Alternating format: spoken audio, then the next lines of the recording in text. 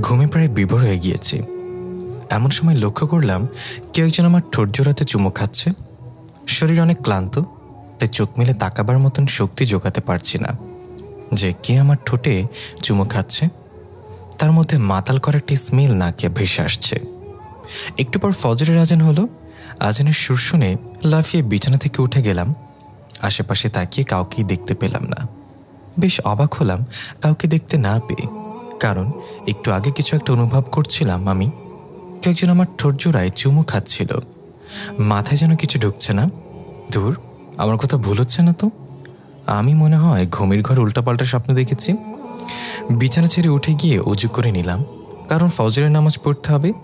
নামাজ শেষ করে খাটের ওপর বসে আছি, তখন অনুভব করলাম ঠোঁট জোড়া মধুর মতন মিষ্টি হয়ে আছে। মনে হয় যেন কয়েকশো কেজি মধু আমি শ্রবণ করেছি। এমন সময় সৎমা চেঁচিয়ে উঠল, এই যে নবাবের ছেলে, বিছনা ছেড়ে উঠে পড়ুন আর রেডি হয়ে কাজে চলে যান। আজকে রাতে যেন 5,000 টাকা হাতে পাই আমি। আম্মু, এত টাকা আমি কই পাবো? আমার সারাদিনের কামাই মিলে তো 1,000 খানেক টাকা হয় না, সেখানে 5,000 টাকা কিভাবে? সে আমি জানি না। বাসায় বাজার শেষ হয়ে আসছে, বাজার করতে হবে। টাকা তুমি কিভাবে জোগাড় করবে সে তুমি জানো। এত কিছু ভেবে আমার লাভ নেই, আমার চাই শুধু টাকা। যাও, এবার ফটাফট গিয়ে কাজে লেগে যাও। চুপচাপ বসে আছি। আজ মা বেঁচে নেই বলে এমন অত্যাচার সহ্য করতে হচ্ছে আমাকে। এখনও রাত শেষ হয়নি, আর উনি এসে পাহাড় সমান বোঝা চাপিয়ে দিল। আচ্ছা, আমায় কিছু খেতে দাও মা, খেয়ে কাজে চলে যাচ্ছি। খাবার মতন কোনো কিছু নেই ঘরে, থাকলেও সেটা আমার আর আমার মেয়ের জন্য। না খেয়ে কাজে চলে যাও। রাতে এসে 5,000 টাকা বুঝিয়ে দেবে, তারপরে তোমার কপালে খাবার জুটবে। সৎমার কথাগুলো শুনে চোখজোড়া ঘোলাটে হয়ে আসছে। আসলেই মা আর সৎমার মধ্যে আকাশ পাতাল ব্যবধান। সারাটা দিন কুলির মতো খাটাখাটুনি করব, কিন্তু তাও দিন শেষে সুখ জিনিসটা কপালে জুটবে না। না খেয়ে রাতে শেষ ভাগে বেরিয়ে পড়লাম কাজের জন্য। স্টেশনের দিকে হাঁটা দিচ্ছি, যেতে যেতে আসুন পরিচয় হয়নি। আমার নাম তো সকলেই জানেন, নতুন করে বলার কিছু নেই। পড়ালেখা ইন্টার পর্যন্ত করার সুযোগ হয়েছে, পরে সৎমার কারণে বাবা মার পড়ালেখা অফ করে দেয়। পরিবার বলতে তেমন কেউ নেই, সৎমা আর বাবা, আর সৎমার একটা বোন আছে, নাম সামিয়া। বাকি সমস্ত কিছু গল্পের সাথে থাকলেই জেনে যাবেন। স্টেশনে গিয়ে দেখি কেউ নেই, চুপচাপ করে বসে আছি। কি করব, কিভাবে রাতের মধ্যে 5,000 টাকা জোগাড় করব ভেবে পাচ্ছি না। সকাল 7টা থেকে আবার কাজে যেতে হবে। ভেবেছি স্টেশনে এসে হয়তো কুলিগিরি করে আলাদা করে কিছু পয়সা কামাবো, কিন্তু তার হলো না। এমন অল্প বয়সী একটা মেয়ে আমার দিকে এগিয়ে আসে। এই যে শুনছেন? হ্যাঁ বলুন, বলে মেয়েটার দিকে তাকাতে আমার চোখ জোড়া কপালে উঠে গেল। হাঁ করে মেয়েটার দিকে তাকিয়ে আছে। একটা মেয়ে এতটা সুন্দর কি করে হতে পারে, তা নিজের চোখে না দেখলে কখনোই বিশ্বাস করতে পারতাম না। মনে হচ্ছে জান্নাত থেকে পালিয়ে এসেছে। এই যে এমন করে কি দেখছেন? মেয়েটার কথায় হুঁশ ফিরে আসে। না, কিছু না, আমার একটা উপকার করতে পারবেন? তার বিনিময়ে আপনার যত টাকা লাগে আমি দিয়ে দিব। জি, কি কাজ বলুন? আমাকে আপনার শহরটা ঘুরিয়ে দেখাবেন? সারা শহর ঘুরব, আর আপনি আমার সাথে থাকবেন। খুশিতে ভেতরটা ফেটে যাচ্ছে। যাক, বেশি না, 5,000 টাকা দাবি করব। আচ্ছা, কিন্তু 5,000 টাকা দিতে হবে আমাকে। ওকে, দেব। সেদিন আর কাজে গেলাম না। মেয়েটাকে নিয়ে সারা শহর ঘুরব। দিনের আলো ফুটেছে হালকা হালকা। একটা সিএনজি ঠিক করলাম। শুরুতে ওনাকে আমাদের শহরের সবচাইতে বড় পার্কটাতে ঘোরাবো। সিএনজিতে বসে আছি, ঠিক তখনই রাতে সেই মাতাল করে স্মেলটা নাকে আসলো। বেশ অবাক হয়ে তাকিয়ে আছে ওনার দিকে, কিছু বুঝলাম না। সিএনজিওয়ালা মামা পার্কের সামনে গিয়ে থামলো।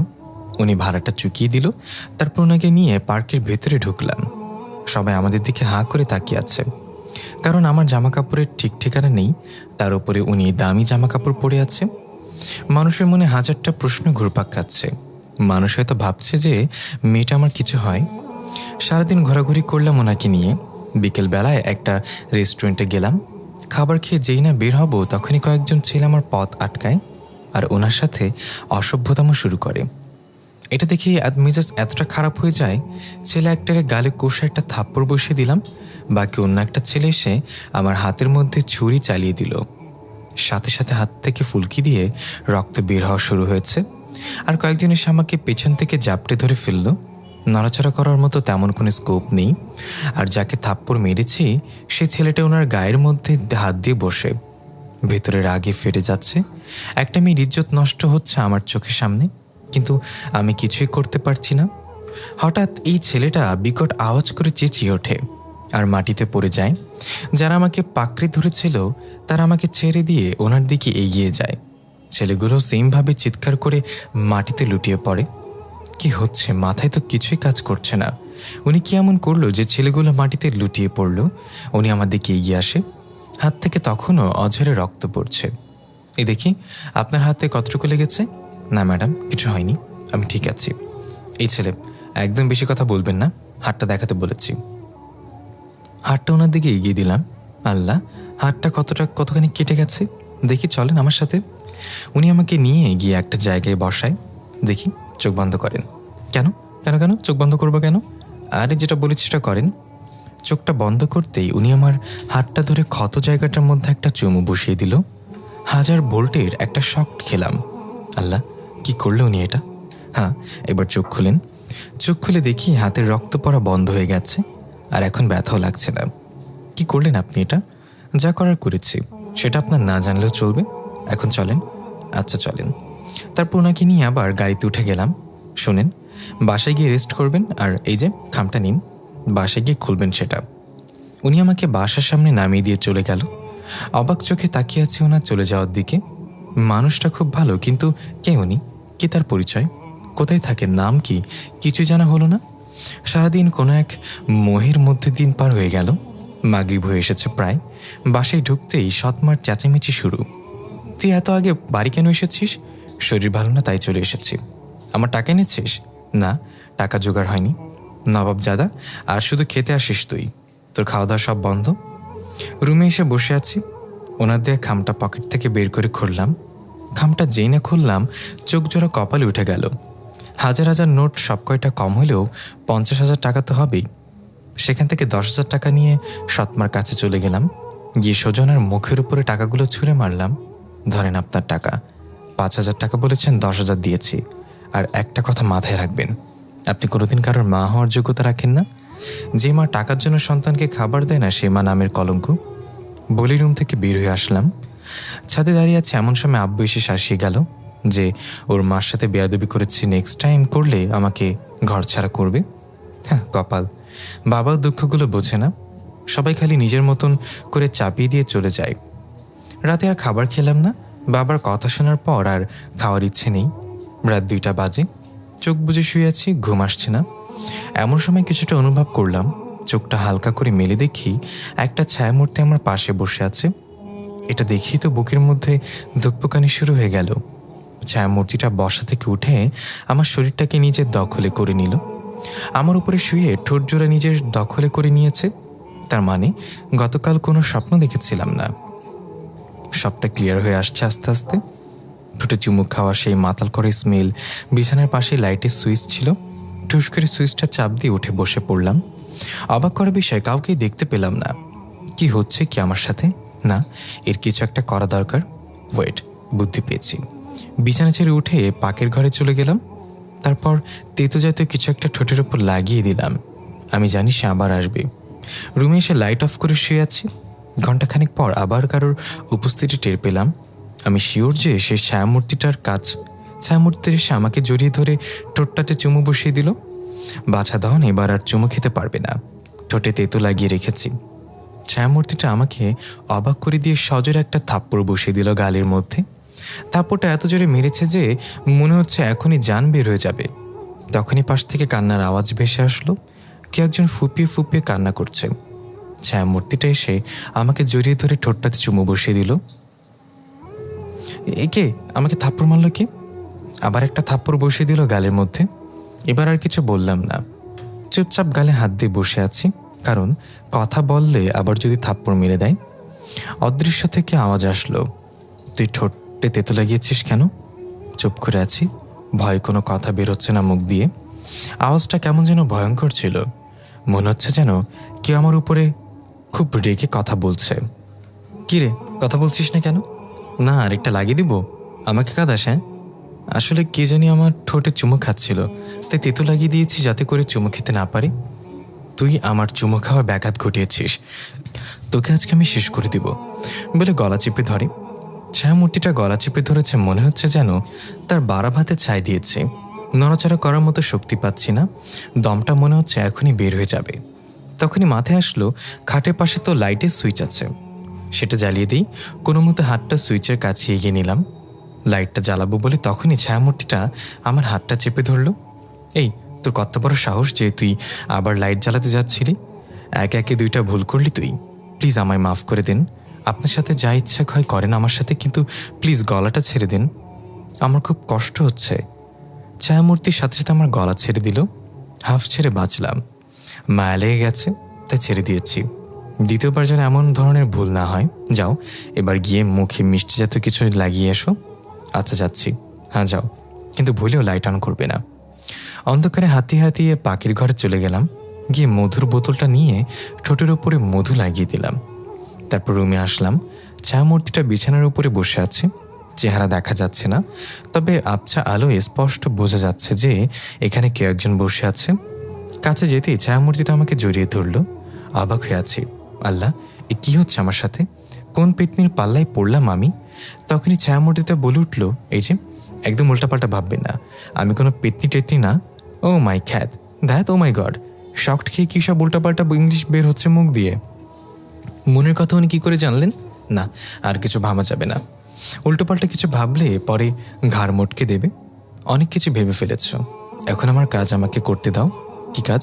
চুমু খাবো তোমার ঠোঁটে। ও আল্লাহ, এই ছায়ামূর্তিটা কী পেয়েছে আমার ঠোঁটে?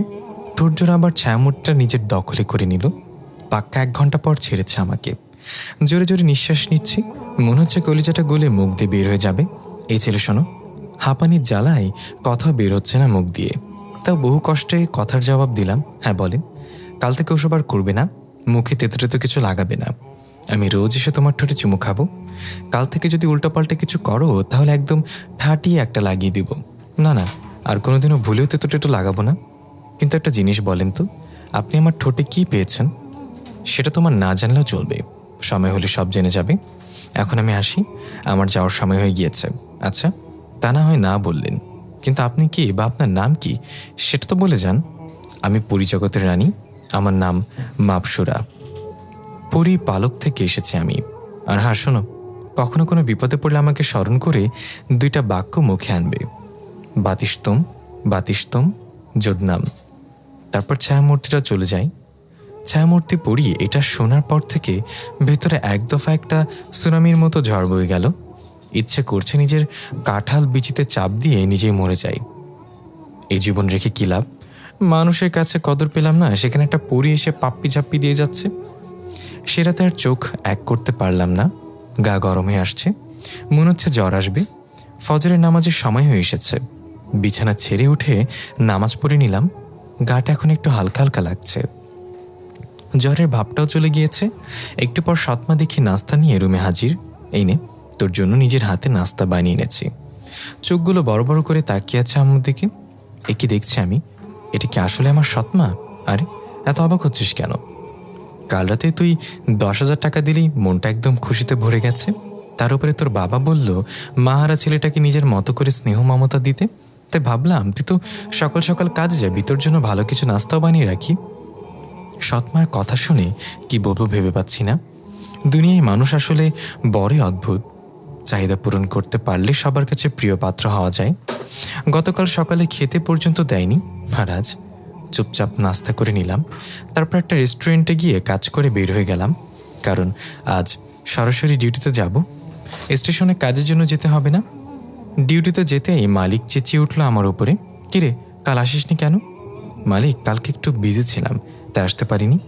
আমার কাছ থেকেও তোর কাজ বড় হয়ে গেছে, হ্যাঁ, যে বিজি ছিলি। ক্ষমা করে দিন মালিক, আর কোনোদিন এমন হবে না। এভাবে ক্ষমা করে দিলে বললে তো আর হবে না, তোকে আর সারাদিন ডিউটি করতে হবে। একটা পার্সেল দিয়ে বললো গ্রাহকের কাছে পৌঁছে দিতে। অমুক জায়গায় খাবারের পার্সেল অর্ডার করেছে। পার্সেলটা নিয়ে রওনা হলাম। হোন্ডা করে যাচ্ছি, এমন সময় চৌরাস্তার মোড়ে জ্যাম লাগে। 30 মিনিট যাবৎ জ্যামে আটকে আছি। আমার সামনে বরাবর একটা মাইক্রো, তার একটু আগে একটা বড় ট্রাক যেটাতে গাছ দিয়ে ভর্তি। জ্যাম ছোটা মাত্রই গাড়ি গোড়া থেকে চলতে শুরু করে দেয়। হঠাৎ এই সামনে যে ট্রাকটা ছিল সেটার বাঁধন খুলে গাছের কয়েকটা বড় বড় টুকরো রোডের উপর পড়ে। আমার আগে যে মাইক্রোটা ছিল সেটা রানিংয়ে ছিল, যার ফলে গাছের টুকরোগুলো মাইক্রোটার উপরে গিয়ে আছড়ে পড়ে আর মাইক্রোটা 2-3 পাল্টি খেয়ে আমার হুন্ডা বরাবর এগিয়ে আসে। হায় আল্লাহ, আমি শেষ। আমি পুরো মাটির সাথে মিশে যাব। জীবনের শেষ নিঃশ্বাসটা মনে হয় এখনই ত্যাগ করব। এমন সময় মাপসুরার এর কথাটা মনে হয়। হঠাৎই দেখি মাইক্রোটা হাওয়ার উপর ভেসে আমার মাথার উপর দিয়ে চলে গেল। আমি থ হয়ে সেই দিকে তাকিয়ে আছি।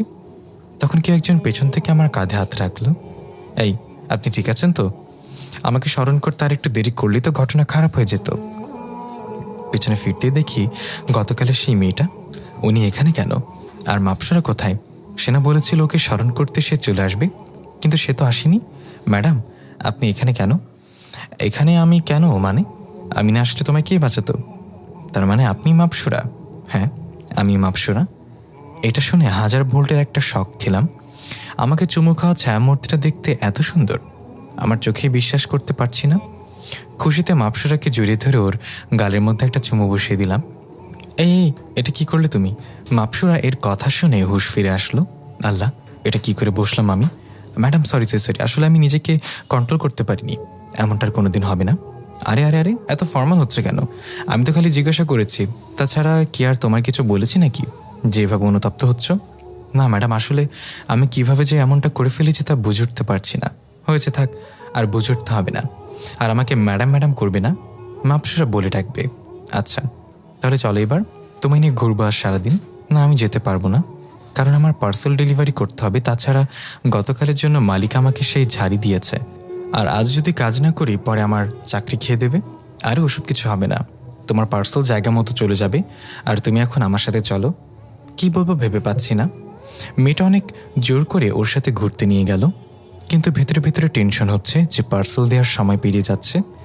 তবে মাপসুরা তো বললো পার্সেল জায়গা মতো পৌঁছে যাবে। মাপসুরার সাথে সারাদিন ঘুরলাম। ওর গায়ের স্মেলটা নাকে আসলেই ইচ্ছে করে ওর উপরে ঝাঁপিয়ে পড়ি। মাতাল করে একটা স্মেল। বিকালবেলায় মাপসুরা চলে গেল, ওর নাকি যেতে হবে। আমি অফিসে চলে গেলাম। গিয়ে দেখি মালিক আমার দিকে হাঁ করে তাকিয়ে আছে। আল্লাহ জানে কোন ভুল করলাম আবার, আর পার্সেলগুলো জায়গা মতো পৌঁছে দিয়েছে কিনা। আকাশ, এদিকে আয়। হ্যাঁ মালিক, বলেন। তুই তো আজকে কামাল করে দিয়েছিস রে। যতগুলো পার্সেল ডেলিভারি করেছিস সব জায়গা থেকে ওরা গুড রিভিউ দিয়েছে। ওরা আমাদের সার্ভিস দেখে নাকি খুব খুশি। আমাদের মতো সুন্দর করে নাকি কোনো সার্ভিস কেউ দিতে পারে না। যাক, তুই রাগ করিস না। সকালবেলায় কি নাকি বলে ফেলেছি। আরে না, কি বলছেন এসব? আমি কাজে গাফলতি করলে আপনি অবশ্যই আমাকে বলবেন, আপনার বলার রাইট আছে। আর আপনি না বললে কে বলবে? তবুও আচ্ছা মালিক, আমি যাই, আমার টাইম শেষ হয়েছে। দাঁড়া একটু। পকেট থেকে 500 টাকা বের করে আকাশে হাতে ধরিয়ে দিল। তোকে খুশি এটা দিয়েছি, যা এবার বাসায় যা, হাসি খুশি। মাপসুরাকে ধন্যবাদ দিলাম। মাপসুরা কিভাবে গ্রাহকের মন জয় করেছে কে জানে। ওর জন্যই মালিক আজকে আমাকে আমার উপর অনেক খুশি হয়েছে। বাসায় এসে ফ্রেশ হয়ে নিলাম। শুয়ে শুয়ে রুমে টিভি দেখছিলাম, এমন সময় সৎমা রুমে আসলো। তোর কাছে টাকা হবে রে কিছু? কেন, কালই না টাকা দিলাম, আজ আবার টাকা লাগবে কেন?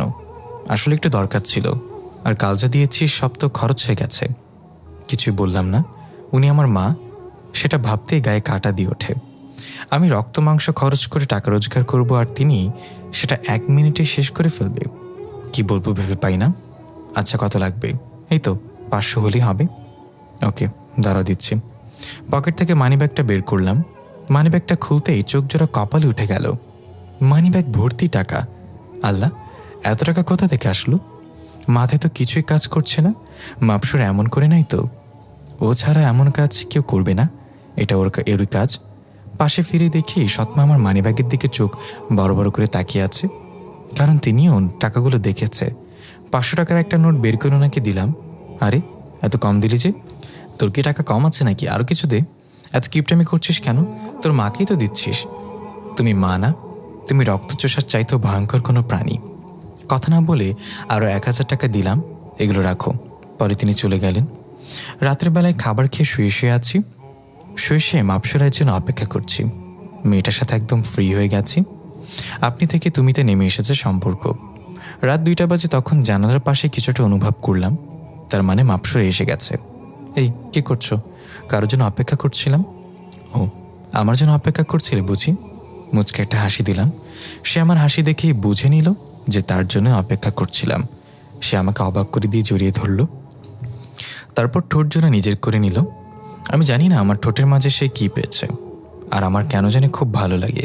ইচ্ছে হয় ওকে সারা জীবনের জন্য নিজের করে নিই, কিন্তু তা তো সম্ভব না, কারণ সে পড়ি আর আমি মানুষ। হঠাৎ করে সে কান্না আরম্ভ করে দিল। এই এই কী হয়েছে তোমার, কাঁদছো কেন?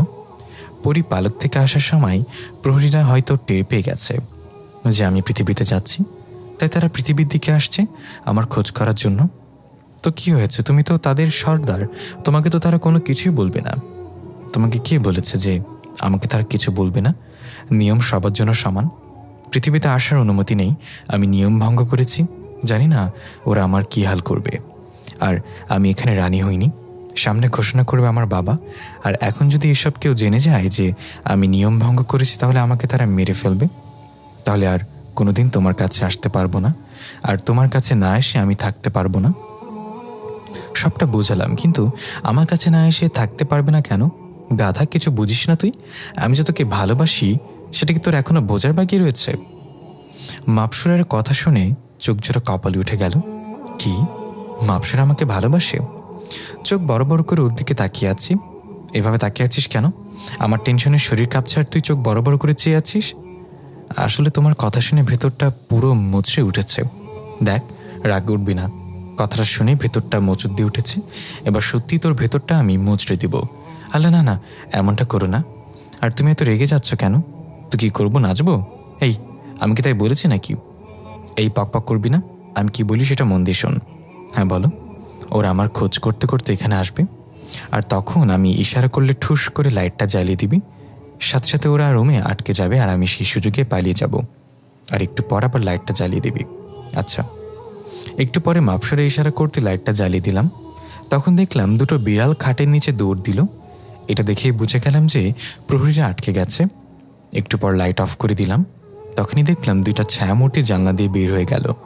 গা থরথর করে কাঁপছে। মানুষ মানুষের সাথে কথা বলতে ভয় পায়, আর আমি পরীর সাথে প্রেমালাপ করছি। তার উপরে প্রহরীকে আটক করে রেখেছি। সারা রাত আর ঘুম হলো না। মাপসরা ঠিকঠাক মতন পৌঁছেছে কিনা সেটা নিয়ে টেনশন হচ্ছে, কারণ মেয়েটা যে আজ আমায় কিছু বলে গেল। মানুষজন ভালো না বাসলেও একটা পরি তো আমায় ভালোবাসে, আর তার ক্ষতি তো আমি চাই না। সে আমায় ভালোবাসে, কোনো অপরাধ করেনি। সকালবেলা উঠে কাজে চলে গেলাম। সারাদিন এভাবেই কেটে গেল। রাতের বেলায় খেয়ে দিয়ে মাপসরাইয়ের জন্য অপেক্ষা করছি। ফজরের আজান পর্যন্ত অপেক্ষা করেছি, কিন্তু সে আসেনি। টেনশনে ভেতরটা ফেটে যাচ্ছে, না জানি ওর কোনো বিপদ হয়েছে কিনা। এভাবে 3 দিন কেটে গেল, কিন্তু মাপসরাইয়ের কোনো দেখা নেই। কেমন যে লাগছে তা বলে বোঝাতে পারবো না। দুনিয়াদারি পুরো অন্ধকার লাগছে, কোনো কিছুতেই স্বস্তি পাচ্ছি না। রাতের বেলায় শুয়ে আছি, চোখের কোণ বেয়ে কেন জানি জল বের হচ্ছে। ইচ্ছে করছে চেঁচিয়ে কাঁদার জন্য, কারণ পৃথিবীতে মায়ের পরে এই প্রথম কোনো একজন আমাকে ভালোবাসলো, আর আজ সেও আসছে না। কাঁদতে কাঁদতে ঘুমিয়ে গেলাম। হঠাৎ করেই খুব জোর বাতাস শুরু হলো। জানলাগুলো ঠুসঠাস বাড়ি খাচ্ছে, মনে হচ্ছে যেন তুফান হবে। জানলা বাড়ি খাওয়ার শব্দে ঘুমটা ভেঙে গেল। শোয়া থেকে উঠে বসে পড়লাম। তখনই দেখতে পেলাম জানলা দিয়ে হুড় হুড় করে কয়েকটা ছায়ামূর্তি প্রবেশ করলো। একজনের হাতে লাঠি জাতীয় কিছু একটা ছিল, যেটা আগুনের মতন জ্বলজ্বল করছিল। অনুমান করলাম লাঠি হবে হয়তো। সেটা দিয়ে দ্রম করে একটা বাড়ি বসিয়ে দিল আমার পিঠের মধ্যে। বাড়ি খেয়ে সাথে সাথে বিছানা থেকে মাটিতে পড়ে গেলাম আর শাড়ির মতো চাচাতে লাগলাম। হঠাৎ করে খুব জোর বাতাস শুরু হলো। জানলাগুলো ঠুসঠাস বাড়ি খাচ্ছে, মনে হচ্ছে তুফান হবে। জানলা বাড়ি খাওয়ার শব্দে ঘুমটা ভেঙে গেল। শোয়া থেকে উঠে বসে পড়লাম। তখনই দেখতে পেলাম জানলা দিয়ে হুড় হুড় শব্দ করে কয়েকটা ছায়ামূর্তি প্রবেশ করলো। একজনের হাতে লাঠি জাতীয় কিছু একটা ছিল, যেটাতে আগুনের মতো জ্বলজ্বল করছিল। অনুমান করলাম যে লাঠিটা হবে হয়তো সেটা দিয়ে ধ্রাম করে একটা বাড়ি দিল আমার পিঠের মধ্যে। বাড়ি খেয়ে সাথে সাথে আমি বিছানা থেকে মাটিতে পড়ে গেলাম আর শাড়ির মতো চেঁচাতে লাগলাম। অবাক করা বিষয় হচ্ছে যে এত জোরে চেঁচালাম, কিন্তু বাবা মা কেউ আসলো না। ব্যথায় মনে হচ্ছে দমটা যেন বের হয়ে যাবে। তখনই ছায়ামূর্তিগুলো মানুষের রূপ ধারণ করলো, কিন্তু কারো চেহারাই বোঝা যাচ্ছে না। ধবধবে সাদা চেহারাগুলো, আর একজনের হাতে আগুনের লাঠিটা। এটা দেখে তো কলিজা শুকিয়ে গেছে। দেখে মনে হচ্ছে যে এটা কোনো সাধারণ লাঠি না। তখন একজন বলে উঠল, কিরে, তুই নাকি মাপসরাকে ভালোবাসিস? চুপ করে আছি। কথা বলছিস না কেন? না, তোর চোখগুলো উঠে নেব। না না, প্লিজ এমনটা করবেন না। হ্যাঁ, আমি মাপসরাকে ভালোবাসি। তুই কি জানিস কেউ আর কোন দুঃসাহসকে ভালোবেসেছিস? আমি শুরুতে ভালোবাসিনি, সে আমাকে বলেছে যে সে আমায় ভালোবাসে। তারপর থেকে আমি তাকে নিয়ে ফিল করা শুরু করি। দেখ, তোকে বেশি কিছু বলবো না, তবে একটু বলবো যে মাপসরের সাথে তোর যায় না, কারণ সে পরিয়ার্থী মানুষ। তার থেকে বড় কথা হচ্ছে সে পরিপালকের উত্তরাধিকারী, সে ভবিষ্যৎ রানী পরিপালকের। আর আমি তার বাবা আল জাবের, আমি পরিপালকের রাজা। আমি চাই না তোর সাথে ওর কিছু হোক, তবে সে বায়না করে বসে আছে যে তোকে তার চাই। বাবা হয়ে মেয়ের স্বপ্ন অপূর্ণ রাখবো তেমন বাবা আমি নই। হ্যাঁ, তবে তুই যদি আমার দেখানো পন্থা অবলম্বন করিস তাহলে তুই মাপসরাকে পাবি, তোর পরি হয়ে যেতে হবে, আর তোকে আমাদের জগতে চলে যেতে হবে। না না, আমি এটা পারবো না। আমি আমার মা বাবাকে ছেড়ে কোথাও যাব না। তবে আমি মাপসরাকেও চাই, কিন্তু আমি পরি হতে পারবো না। তাহলে তোর ভালো, তুই বোঝ। তবেই তোকে কিছুটা সময় দিলাম ভাবার জন্য। ভেবে চিনতে পরে জবাব দিস। এখন আমাদের সময় আমাদের যাওয়া দরকার। আর হ্যাঁ, তোকে আসার সাথে সাথে লাঠিটা দিয়ে বাড়ি মেরেছি কেন জানিস? জানিস তো? তাহলে শোন। বাড়ি মারার তোর সমস্ত খেয়াল ছিল তোর শরীরের দিকে, আর আমার সেই সুযোগে আমাদের রূপ পরিবর্তন করে নিয়েছি। না হয় তুই যদি আমাদের রূপ পরিবর্তন করা দেখতি তাহলে তোর চোখ অন্ধ হয়ে যেত, তাই এমনটা করতে হয়েছে। এটা বলে আরেকটা বাড়ি বসিয়ে দেয় আকাশের পিঠে। আবার চেঁচিয়ে উঠলাম সারের মতো করে। এই সুযোগে ওরা রূপ পরিবর্তন করে চলে গেল। মাটি থেকে বিছানায় উঠে গা এলিয়ে দিলাম। ব্যথায় শরীরটা কাতর হয়ে গিয়েছে। এত সময় ওনারা সামনে থাকায় ব্যথাটা তেমন একটা অনুভব হচ্ছিল না, কারণ ফোকাস ওনাদের দিকে ছিল। কিন্তু এখন শরীরটা যেন হাল ছেড়ে দিয়েছে, আর সহ্য হচ্ছে না। অসহায়ের মতো শুয়ে আছি। শুয়ে বিছানার এপাশ ওপাশ গড়াগড়ি করছি, মনে হচ্ছে জ্বর আসতে চলেছে। গা আগুনের মতন গরম হয়ে গিয়েছে। একটু পর অনুভব করলাম কেউ একজন আমার রুমে এসেছে। ঘাড় ঘুরে তাকাবো সেই শক্তিটাও নেই শরীরে, তা বহু কষ্টে ঘাড় ঘোরালাম। ঘাড় ঘোরাতেই তো বড় ধরনের একটা শক খেলাম। মাপসুর আমার পাশে বসে আছে। এই, তুমি এখানে কেন? কোনো উত্তর নেই। এই কথা বলছো না কেন? কি হয়েছে তোমার? সাথে সাথে মাপসুরা হু হু করে কান্না করে দিল। আল্লাহ, এই কান্না করছো কেন? এই তুই চুপ, একটা কথা বলবি না, চুপ করে শুয়ে থাক। মাপসুরের কান্না দেখে নিজেরই খারাপ লাগছে। মেয়েটা কান্না করছে কেন? সে আমাকে অবাক করিয়ে দিয়ে আমার গা থেকে শার্টটা খুলে ফেলল। এই এই কি করছো তুমি?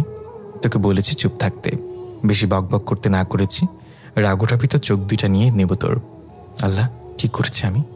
তুমি এত রেগে আছো কেন? ঠাস করে থাপ্পড় বসিয়ে দিল আকাশের গালে। হাঁ করে তাকিয়ে আছে মাপসুরার দিকে। এই, তোকে একটা কথা কতবার বলতে হয়? হ্যাঁ বলেছি, হ্যাঁ চুপ থাকতে। এবার আর কোনো কথা বললাম না। এবার তো থাপ্পড় মেরেছে, আল্লাহ জানে রাগের মাথায় পরের বার কি করবে। মাপসুরা আমার শার্টটা ফুলের উপর ছুঁড়ে মারল, তারপর আমার পিঠের মধ্যে চুমু খেতে আরম্ভ করলো। যেখানে ওরা আমাকে মেরেছিল চুমু খাচ্ছে আর ফুপিয়ে ফুপিয়ে কান্না করছে। এই লক্ষ্মী পরি আমার কান্না করে না। তোকে আব্বু কত জোরে মেরেছে, একদম মায়া দেওয়া নেই ওনার মধ্যে। আমার কলিজাকে মারে। হ্যাঁ, আরেকবার খালি আমার কলিজার গায়ে হাত দিয়ে দেখুক, পুরো পরিপালক সহ কাঁপিয়ে ফেলবো আমি। আমার নামও মাপসুরা। আকাশ, তোমার শরীর খুব ব্যথা করছে তাই না? এই না না, একদম না। একটু আগে করছিল, তুমি যখন চুমু খেলে তখন আর কি সমস্ত ব্যথা কোথায় যেন উধাও হয়ে গেছে। আজকের পর তোমার গায়ে যে হাত দেবে তার অবস্থা আমি খারাপ করে দিব, চাই সে যে হোক আমার বাবা। মাপসুরার কথা শুনে ওর সাথে বুকের সাথে টেনে নিলাম। জানো মাপসুরা, তোমার মতন আমাকে কোনোদিন কেউ ভালোবাসেনি। আমি তোমাকে কখনো হারাতে চাই না, আমিও চাই না তোমাকে হারাতে। আমার তোমাকেই চাই, কিন্তু একটা জিনিসের জন্য তোমাকে আপন করতে পারছি না। কি সেটা? তুমি মানুষ আর আমি পরি। এই গণ্ডিটা পার হতে পারলেই আমরা এক হয়ে যাব। সেটা কিভাবে পার হবে? তুমি পরি হয়ে যাও। মাপসুরার কথা শুনে ভেতরটা ছ্যাদ করে উঠল। কি বলল সেটা? পৃথিবীতে থাকার কোনো উৎসন হয়তো নেই, কারণ কেউ তো আমায় ভালোবাসে না, মা বাবা কেউ না। কিন্তু দুনিয়ায় তো একটা মায়া আছে। সব কিছু ফেলে কিভাবে পরি হব আমি? না, এটা হব না আমি। এই কি ভাবছো? হবে তো তুমি পরি। আমাকে একটু ভাবার জন্য সময় দাও। আর এখন এসব কথা রাখো। অনেকদিন পর তোমায় কাছে পেয়েছি, মন ভরে দেখতে দাও। আচ্ছা নাও দেখো। মাপসুরাকে বুকে নিয়ে শুয়ে আছি। সে একটু পরপর শরীরে চুমু খাচ্ছে, কখনো ঠোঁটে কখনো বুকে, যা ইচ্ছা হচ্ছে তাই করছে। একটু পর, এই আমরা না চলে যেতে হবে? বাবার সাথে রাগারাগি করে তোমার কাছে এসেছি, এখন না গেলে পরে ঝামেলা করবে। আচ্ছা ঠিক আছে, যাও। চোখ বন্ধ করো, আমি যতক্ষণ না বলবো তুমি চোখ খুলবে না। আচ্ছা নাও, চোখ বন্ধ করলাম। সে আমার ঠোঁটের মধ্যে একটা চুমু দিয়ে হাওয়া হয়ে গেল। অদৃশ্য থেকে একটা আওয়াজ আসলো যে এবার চোখ খুলো। চোখ খুলে কাউকেই দেখতে পেলাম না। শুয়ে শুয়ে ভাবছি যে করেই হোক মাপসুরাকে আমার চাই, কিন্তু সে যে বলল পরি হওয়া ছাড়া তাকে নিজের করা যাবে না। কিন্তু আমি তো দুনিয়ার মায়া ত্যাগ করব না। হ্যাঁ, ওকে আমি ভালোবাসি, কিন্তু আমি তো আমার পৃথিবীটাকেও ভালোবাসি। আল্লাহ, কি করবো আমি এখন? তখনই আমার মাথায় আসলো আরও আপুর কথা, যে আমার সবচেয়ে কাছের মানুষ, আপন বোনও মনে হয় ওর চাইতে বেশি দেখভাল করতে পারবে না আমার। ছোট থাকতেই মা বাবাকে হারাই, তারপর আম্মু তাকে আমাদের ঘরে নিয়ে আসে। আম্মু কখনো দুজনকে আলাদা চোখে দেখতো না, নিজের মেয়ের মতোই দেখত। কিন্তু আম্মু মারা যাওয়ার পর আব্বু সৎমাকে বিয়ে করে, আর তিনি আপুর বের করে দেন তিনি আপুকে। সে আলাদা থাকে কিন্তু সবসময় আমার দেখভাল করে। রাতের বেলা আপুকে ফোন দিলাম, 2বার রিং পড়তে আপু রিসিভ করলো। কিরে ভাইয়া, তুই এত রাতে ফোন দিলি যে, কোনো সমস্যা হয়েছে নাকি? হ্যাঁ আপু, অনেক বড় সমস্যা। ভাই তুই ঠিক আছিস তো? তোর কিছু হয়নি তো? আরে না, তেমন কিছু না, আমার কিছুই হয়নি, তবে একটা সমস্যা হয়েছে, সেটা তোকে সামনাসামনি বলবো। সকালে বাসায় আসবো আমি। আচ্ছা ঠিক আছে। তারপর ফোন রেখে দিলাম। আপুকে বলে দেখি সমস্ত ঘটনা। আমি জানি আপু এর কোনো হাল বের করে দেবে। সকালবেলায় ঘুম থেকে উঠে চলে গেলাম আপুর বাসায়। শুক্রবার ছিল, তাই অফিস বন্ধ। যাক, সময়টা একটা পারফেক্ট হয়েছে। আরও আপুকে সবটা খুলে বললাম। সে আমার দিকে চোখ বড় বড় করে তাকিয়ে আছে। আপু তুই এইভাবে তাকিয়ে আছিস কেন? শেষমেশ তুই পরীর সাথে প্রেম করে বসলি। দুনিয়ায় মেয়ের অভাব ছিল? হ্যাঁ আপু, প্লিজ এভাবে বলিস না, আমি ওকে খুব ভালোবাসি। প্লিজ তুই একটা কিছু কর। আচ্ছা দাঁড়া তুই, আমি রেডি হয়ে আসছি, তোকে একজনের কাছে নিয়ে যাব। আপু রেডি হয়ে আসলো। তারপর আপু আমাকে একটা কবিরাজের কাছে নিয়ে গেল। ওনাকে সমস্তটা খুলে বললাম। এখন তুমি কি করতে চাও? আমি চাই সে আমার সাথে দুনিয়ার সংসার করুক, আমি যেন পরি হতে না হয় আমার, আর আমি তার দুনিয়াতে যেতে চাই না। কিছুটা সময় দাও আমাকে, আমি মন্ত্রের বইটা খুলে দেখি। ওকে। উনি মন্ত্রের বইটা খুলে কি যেন ঘাটাঘাটি করলো। একটু পরে এসে বলল, দেখো একটাই উপায় আছে, তবে সেটা খুবই কঠিন। এই একটা উপায়টা, এটা যদি করতে পারো তাহলে সে তোমার সাথেই দুনিয়াতে থাকবে, না হয়তো সে চিরদিনের জন্য তোমার থেকে দূরে চলে যাবে। ওকে ঠিক আছে, আমি রাজি, কারণ একটা রিস্ক তো নিতেই হবে। সব কিছুতে নিজের ফ্যাসিলিটি খুঁজলে তো আর হবে না। তিনি আমাকে একটা উপায় বলে দিল, আর একটা পানি পড়া দিল, যেটা কাজ করার পর ওর মুখে ছিটিয়ে দিতে বলল, না হয় ওর নাকি খুব কষ্ট হবে। কবিরাজকে হাদিয়া দিয়ে আপুর সাথে বাসায় চলে আসলাম। আপু আপুর বাসায় চলে গেল, আর আমি আমার বাসায়। রাতের বেলায় মাপসুরের জন্য অপেক্ষা করছি, কখন সে আসবে। অপেক্ষার অবসান ঘটিয়ে রাত 2টো বাজে আসলো। এসে আমাকে জড়িয়ে ধরে বুকের ওপরে শুয়ে আছে। কি করে আমার কলিজাটা? এই তো তোমার কথা ভাবছিলাম। কবিরাজের কথা মতন জিনিসটা বালিশের পাশে রেখে দিয়েছিলাম। সুযোগ পেতেই মাপসুরার চুলগুলো মুঠো করে ধরে কাঁচি দিয়ে ক্রাশ করে কেটে ফেললাম। মাপসুরা সজোর এক চিৎকার মারল। সাথে সাথে পাশের রুম থেকে সৎমা উঠে দৌড়ে আসলো, আর মাপসুরা আমার বুক থেকে সরে গিয়ে ফ্লোরের মধ্যে সাপের মতন গড়াগড়ি করতে আরম্ভ করছে। জিনিসগুলো বালিশের পাশে রেখে দিয়েছি। সুযোগ পেতেই মাপসুরার চুলগুলো মুঠো করে ধরে কেটে ফেললাম। কবিরাজের দেয়া পানিটা মাপসুরার শরীরে ছিটিয়ে মারলাম। সাথে সাথে সে মানুষের রূপে ধারণ করলো। সৎমা এসে দেখে একটা মেয়ে ফ্লোরের উপরে পড়ে আছে, আর আমি পাশে দাঁড়িয়ে আছি। তিনি আমার দিকে হা করে তাকিয়ে আছে। কি করব ভেবে পাচ্ছি না। মাপসুরাকে তো মানুষ বানিয়ে ফেললাম, কিন্তু আমাদের কিভাবে বুঝাবো? আকাশ, কি হচ্ছে এখানে? আম্মু আসলে থাকার বলতে হবে না, আমি সবটা জেনে গেছি। আমার সেদিন সেই অবাক লেগেছিল, যেদিন তোর পকেটে অতগুলো টাকা দেখলাম। তোর কাছে তো এতগুলো টাকা থাকার কথা না, আর আমি এটাও জানি যে তুই কখনো অন্যায় কাজ করবি না। হ্যাঁ, আমি তো সৎমা তোর উপর অত্যাচার করি, কিন্তু এই ভরসাটুকু আমার আছে তোর উপরে, যে তুই কোনোদিন উল্টাপাল্টা কিছু করবি না। সেদিন থেকে তোর উপরে আমার নজর ছিল, আর রোজ রাতে তোর রুমের পাশে আমি দাঁড়িয়ে থাকতাম। তুই কার সাথে কী কথা বলিস সবটাই আমি জানি, আর এই মেয়েকে সেটা আমি জানি। থাক, আমি আর এখন এত কথা বলতে চাই না। কাল সকালে রেডি হয়ে থাকবে, আমি নিয়ে গিয়ে তোদেরকে বিয়ে পড়িয়ে দেব। সৎমার কথাগুলো শুনে চোখটা কপালে উঠে গেল। এই তো দেখি ভূতের মুখে রাম রাম। যেই মা আমাকে সহ্য করতে পারতো না, সেই মা আজ এত কর্তব্য দেখাচ্ছে। না সেটাও টাকার লোভে পড়ে করছে, কে জানে। দূর, এত কিছু ভেবে লাভ নেই। এখন মাপসরার কি করব সেটা নিয়ে ভাবি। ওকে আম্মু, রেডি হয়ে থাকবো।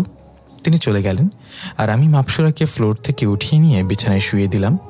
তারপর ওর চুলগুলো বাড়ির জমিতে একটা ছোট্ট গর্ত করে সেখানে পুঁতে দিয়ে আসলাম।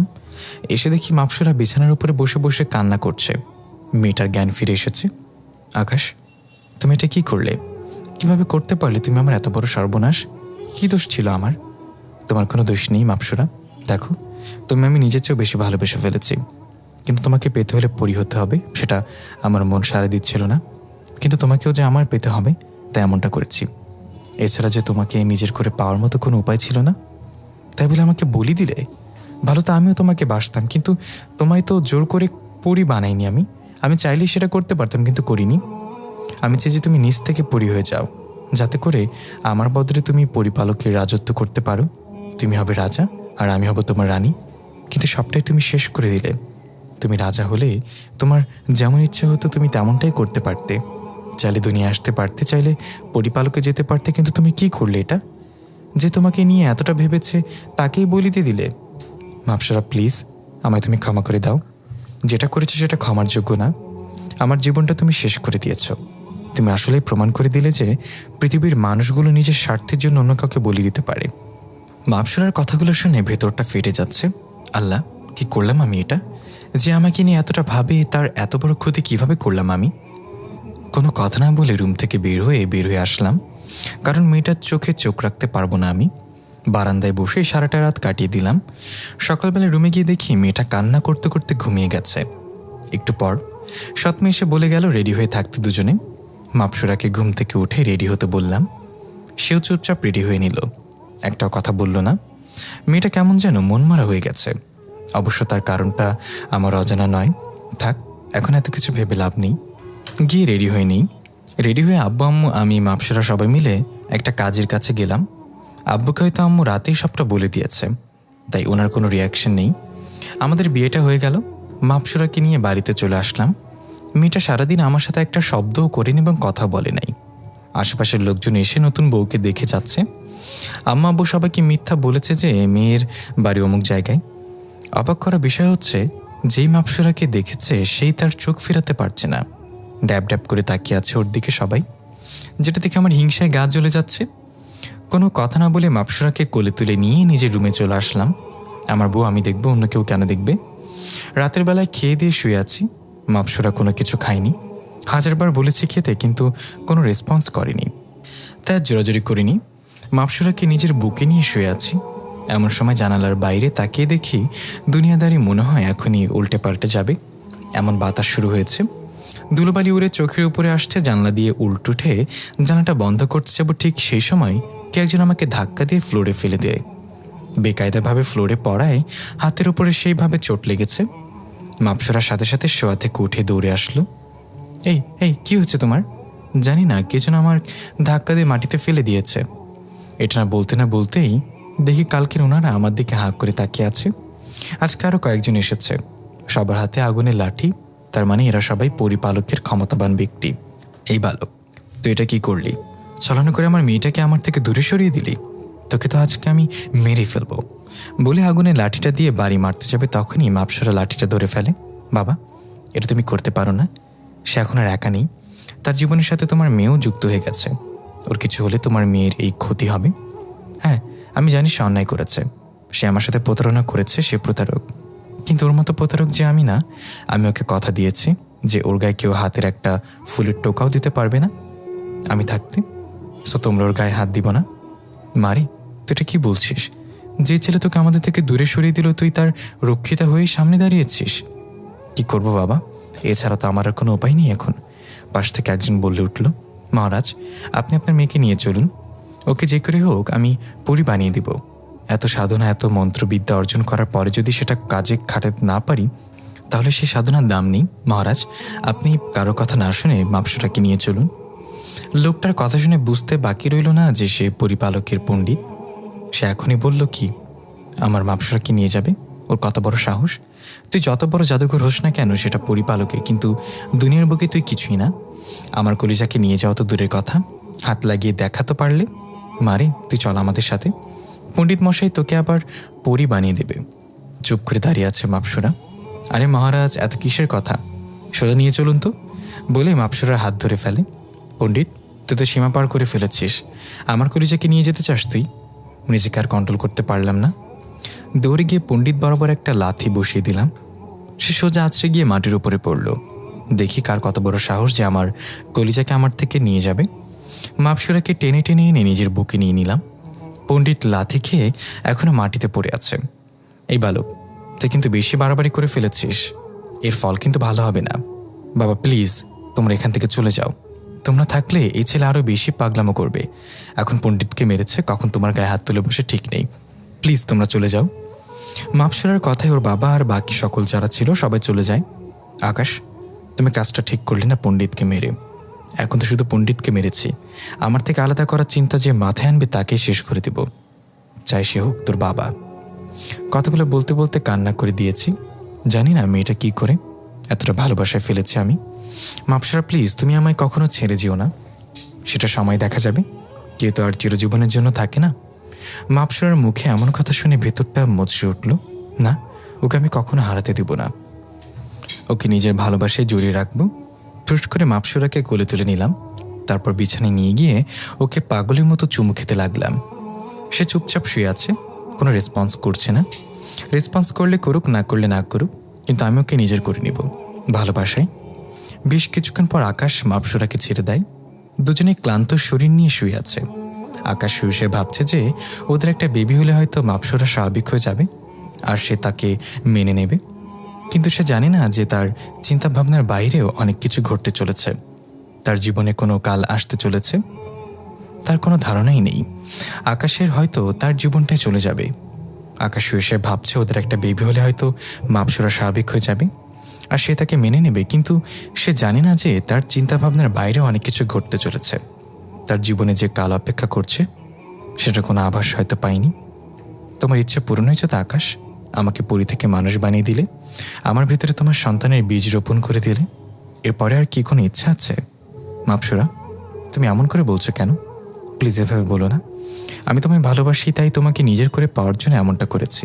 হ্যাঁ, ভালো খালি তুমি একাই বেসেছিলে, আমি আর বাসিনি, যার কারণে আমার মা বাবা থেকেও আমাকে দূরে সরিয়ে দিলে। পরিপালকের লোকেরা আসলে ঠিকই বলে যে মাটির মানুষ নিজের স্বার্থ ছাড়া কিছুই বোঝে না। তারা নিজের স্বার্থের জন্য অন্য মানুষের প্রাণও নিয়ে নিতে পারে। সেম তুমি সেটা প্রমাণ করে দিলে। কি বলবো জানি না, কারণ মাপসুরা যা বললো সবটাই তো সত্যি। আসলে আমি ভাবিনি যে ওর মা বাবা থেকে ওকে আলাদা করেছি, ওর থেকে ওর স্বাধীনতা কেড়ে নিয়েছি। মাপসুরা, তোমার বলা একটা কথা মিথ্যা নয়। আমি জানি যে আমি দোষ করেছি, এর জন্য তোমার কাছে অনুতপ্ত আমি। প্লিজ তুমি আমায় মাফ করে দাও। হ্যাঁ, মাফ সেটা বললেই হয়ে যায়। যা করেছো তুমি আমার সাথে, সেটার পরেও মাফ আশা করছো তুমি? আসলেই সত্যি খুব বড় অন্যায় করে ফেলেছি আমি, যেটা মাফের যোগ্য না। কিন্তু মাফ তো আমি করিয়ে নেব, তোমার থেকে সময়টা আসতে দাও খালি। তোমায় আমি এত ভালোবাসবো যে তুমি আমায় নিজেই মাফ করে দেবে। তারপর ঘুমিয়ে পড়লাম। সকালবেলায় উঠে কাজে গেলাম। সেখানে গিয়ে আরেকটা ঝাটকা খেলাম। মালিক আমাকে হাজারটা কথা শোনালো যে গতকাল কেন আসলাম না। গতকাল আমার বিয়ে হয়েছিল মালিক। কি? গতকাল তোর বিয়ে ছিল? আর তুই আমাদেরকে বলিসনি? মালিক, আসলে তাড়াহুড়ায় বিয়েটা হয়ে গেছে, আপনাদের দাওয়াত করে খাওয়াবো সময় করে। আচ্ছা যা, আর রাগ করে থাকতে পারলাম না তোর উপরে। আর যা, তোর 1 সপ্তাহ ছুটি, বউকে গিয়ে সময় দে। ধন্যবাদ মালিক, ধর তোর টাকাগুলো রাখ। 5,000 টাকা ধরিয়ে দিল। সেটা নিয়ে বাসায় চলে আসলাম। যদিও আমার কাছে টাকা ছিল, আস্তে আস্তে প্ল্যান করলাম যে মাপসুরাকে নিয়ে ঘুরতে বের হব। বাসায় পৌঁছে, এই মাপসুরা রেডি হয়ে নাও, আমরা ঘুরতে বের হব। এখন এমন সময় আম্মু আসে রুমে। ঘুরতে যাচ্ছিস ভালো কথা, কিন্তু সাবধানে ঘোরাফেরা করবি, নতুন বৌমার জন্য কিছু না হয়, আর তুইও সাবধানে যাবি। আচ্ছা আম্মু। তারপর তিনি চলে গেলেন। সৎমার আচরণে খালি অবাকই হচ্ছে আমি। অন্যদিকে মাপসুরা লক্ষ্মী মেয়ের মতো রেডি হয়ে নিল। তারপর দুজন মিলে ঘুরতে বের হলাম। প্রথমে একটা পার্কে গেলাম। ওকে নিয়ে পার্কে ঘুরছি, কিন্তু ওর কোনো রিয়াকশনই দেখতে পেলাম না। ঘুরতে আসলে যে মানুষের মনে কিছুটা প্রভাব পড়ে, তেমন কিছুই দেখলাম না।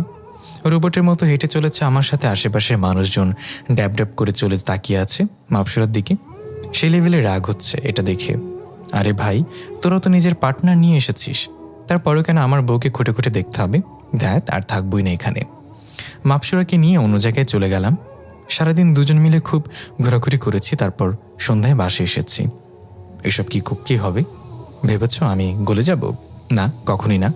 আমার খুব ইচ্ছে ছিল আমার বউকে নিয়ে আমি এভাবে ঘুরবো, মনের আশা পূরণ করব। এখানেও নিজের স্বার্থের কথা ভাবলে? মাপসরা, তুমি আমায় ভুল বুঝেছ। থাক, বাদ দাও। আর এসব কথা যদি আমার জন্য থাকে তাহলে বলবো বাদ দাও, কারণ আমার মনে যে আঘাত করেছ সেটা তুমি কোনোদিনও যাবে না। মাপসরার কথা শুনে চোখের কোণে পানি চলে আসলো, কিন্তু সেটা তাকে বুঝতে দিলাম না। রুম থেকে বের হয়ে আসলাম। এভাবেই দিন কাটতে লাগলো। 6 মাস পার হতে চলল। এই 6 মাসে মাপসরাকে আমি আমার প্রতি দুর্বলও করতে পারিনি, বরং সে আরও স্ট্রং হয়ে গিয়েছে। আমার সাথে কথা বলা একদম অফ করে দিয়েছে। এদিকে সে মা হতে চলেছে, এটা নিয়ে বেশ টেনশন হচ্ছে। একদিকে সে, একদিকে আমাদের বাবু, কিভাবে দুজনকে সামলাবো আমি ভেবে মাথা ফেটে যাচ্ছে। সে তো আমার সাথে কথা বলে না, নিজের শরীরেরও যত্ন নেয় না। সে যে মা হতে চলেছে তার ভিতরে কোনো অনুভূতিই নেই, কিন্তু আমার তার কেয়ার করা ছাড়িনি। রোজ তাকে খাইয়ে দিই, রাত হলে বুকে নিয়ে ঘুমাই। ওয়াশরুমে গেলে একা যেতে দেই না, ওকে ওয়াশরুমে দিয়ে দরজার সামনে দাঁড়িয়ে থাকি। এসবের ভিড়ে নিজের শরীরের যত্ন নেওয়ার কথা ভুলে গিয়েছি। একদিন রাত্রিবেলায় মাপসরাকে বুকে নিয়ে ঘুমিয়ে আছি, হঠাৎ করে সে চিৎকার করে উঠে ব্যথায়। কান্না করতে করতে মেয়েটা জ্ঞান হারিয়ে ফেলে। কি করবো ভেবে পাচ্ছিলাম না। ডক্টরকে এনে দেখালাম। তিনি বলল এখন একটু এরকমই হবে, তবে সে বেশি উইক, ওকে যেন ফুল বেড রেস্টে দিয়ে দিই। তাই করলাম, মাপসরাকে ফুল বেড রেস্টে দিয়ে দিলাম। ওর জ্ঞান এখনও ফিরে আসেনি। সকালবেলা ওর জ্ঞান ফিরে আসে, এদিকে সারা রাত আমি অঘুরমা। চোখ দুটো ফুলে মনে হয় এখনই বের হয়ে যাবে। ওর জ্ঞান ফিরে আসতে সে আজীব রকমের পাগলামো শুরু করে দেয়। আমি বাবা মায়ের কাছে চলে যাব, আমাকে তুই বাবা মায়ের কাছে ছেড়ে দিয়ে আয়। মাপসরা, কি বলছো তুমি আবল তাবল? হ্যাঁ, আমি ঠিকই বলছি। আমি বাবা মায়ের কাছে যাব, না হয় আমি তোর বাচ্চাকে মেরে ফেলবো। এটা শুনে তো থ হয়ে গেলাম। কি করব ভেবে পাচ্ছি না। তাও কোনো মতে ওকে শান্ত করলাম, কিন্তু সে রীতিমতো এটা নিয়ে পাগলামো করে। খাবার খেতে চায় না।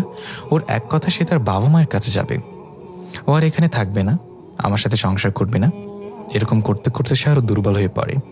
ওকে সামলানো পসিবল হচ্ছিল না। এক পর্যায়ে না পারতে সিদ্ধান্ত নিলাম ওকে মুক্তি দিয়ে দেব। যেহেতু আমার সাথে সংসারও করতেই চায় না, তাহলে আর জোর করবো না। আমাদের বাচ্চার মুখের দিকে তাকিয়ে সারা জীবন পার করে দিব। তোমায় মুক্তি দিয়ে দিব, তবে একটা শর্তে। কি শর্ত? আমাদের বাবু তুমি নষ্ট করতে পারবে না। সে হওয়ার পর তুমি তাকে আমার কাছে দিয়ে যাবে। আচ্ছা ঠিক আছে। আর আমার এই সন্তান আমি চাই না। ওকে রেখে আমি কি করব? সে হলে তোমার কাছে পৌঁছে দিব আমি। ওকে, তাহলে একটা দিন সময় দাও আমায়, তোমাকে তোমার বাবা মার কাছে ফিরিয়ে দিয়েব আমি। এটা বলে সকালবেলা ঘর থেকে বের হয়ে আসলাম। সারাদিন আর ঘরে গেলাম না। সারাদিন নদীর পাড়ে বসে বসে চোখের পানি ঝরিয়েছি। আমি ভাবতেই পারছি না যে আজকের পর মাপসরা আর আমার কাছে থাকবে না। রাত 11টায় বাসায় ফিরলাম। কারোর সাথে কোনো কথা বললাম না। মা জিজ্ঞাসা করছে কি হয়েছে আমার। আমি কিছুই বলিনি, চুপচাপ রুমে চলে এলাম। এসে দেখি মাপসরা আমার দিকে চেয়ে আছে। হয়তো কিছু একটা বলতে চাই, কিন্তু সেটার সুযোগ দিলাম না আমি। কাপড় চেঞ্জ করে বাইরে বের হয়ে আসলাম। কবিরাজ আমায় বলেছিল আমি যদি ওর চুলগুলো ওকে ফিরিয়ে দিই তাহলে সে আমায় আবার নিজের ক্ষমতা ফিরে পাবে। তাই করলাম। যেখানে ওর চুলগুলো পুঁতেছিলাম সেখান থেকে চুলগুলো তুলে আনলাম। রাত 1টা বাজে। মাপসরা এখনও ঘুমায়নি। মাপসরা, তোমায় একটা কথা বলি। বলো, কিন্তু আগে এটা বলো যে আমায় মুক্তি দেবে কখন। সেটা নিয়ে তোমার চিন্তা করতে হবে না, সেটা তুমি পেয়ে যাবে। কথা যখন দিয়েছি সেটা নড়চড় হবে না। হ্যাঁ, তাহলে বলো। বিশ্বাস করো, তোমায় খুব ভালোবাসি। জানি না তোমায় ছাড়া কি করে থাকবো আমি। তোমায় নিজের 1000টা স্বপ্ন নিয়ে দেখেছি, যা আমার আজ রাতে কবর দিয়ে দিতে হবে। কিন্তু তাতে আফসোস নেই। তুমি ভালো থাকো আর নিজের খেয়াল রাখো। আর আমাদের বাবুটা হলে তুমি তাকে আমার কাছে দিয়ে যেও। কথাগুলো বলতে বলতে কান্না করে দিলাম। প্লিজ কান্না করো না। আর কথা দিলাম যে বাবু হলে তোমাকে দিয়ে যাব। পকেট থেকে চুলগুলো বের করে মাপসরার হাতে ধরিয়ে দিলাম আর নজর ঘুরে ফেললাম। সাথে সাথে তুফান শুরু হয়ে গেল। সমস্ত ঘরে জিনিসপত্র নড়াচড়া করছে। মনে হচ্ছে যেন কালবৈশাখী আমার ঘরেই শুরু হয়ে যাবে। আমার দিকে তাকাও আকাশ। না, তোমার দিকে আর ফিরবো না। তাহলে নিজেকে কন্ট্রোল করতে পারবো না। তুমি চলে যাও। ওকে, চলে যাচ্ছি। তবে একটা কথা বলে যাই যাওয়ার আগে, তুমি মানুষটা দুনিয়ার মধ্যে আমার দেখা শ্রেষ্ঠ মানুষ। তোমার মতো ভালো মানুষ হয় না। যেভাবে আমার যত্ন করেছ তুমি, আমি সেগুলো কোনোদিনও ভুলবো না। আমার যত্ন করতে গিয়ে নিজের শরীরের কী হাল করেছ তুমি, সেটা আমি দেখেছি। এখন থেকে নিজের শরীরেরও যত্ন নিও, আর খুব মনে পড়বে তোমার কথা। আমি আসি। এটা বলেই মাপসরা চলে গেল। মাপসরা আমায় ছেড়ে চিরতরে চলে গেছে। এটা ভাবতেই শরীরে খিঁচুনি দিয়ে উঠল। সাথে সাথে ফ্লোরে পড়ে গেলাম। ভেতরটা ফেটে যাচ্ছে কষ্টে, আর সহ্য করে না পেরে চিৎকার করে কান্না করতে লাগলাম। চিৎকার শুনে পাশের রুম থেকে সৎমা দৌড়ে এলো। এসে আমাকে ফ্লোর থেকে উপরে পড়ে আছি দেখল, আর আমার মুখ থেকে অনবরত রক্ত বের হচ্ছে। মাপসুরা আমায় চিরতরে ছেড়ে চলে গেছে এটা ভাবতে এই শরীরে খিচুনি দিয়ে উঠল। সাথে সাথে ফ্লোরে পড়ে গেলাম, ভেতরটা ফেটে যাচ্ছে।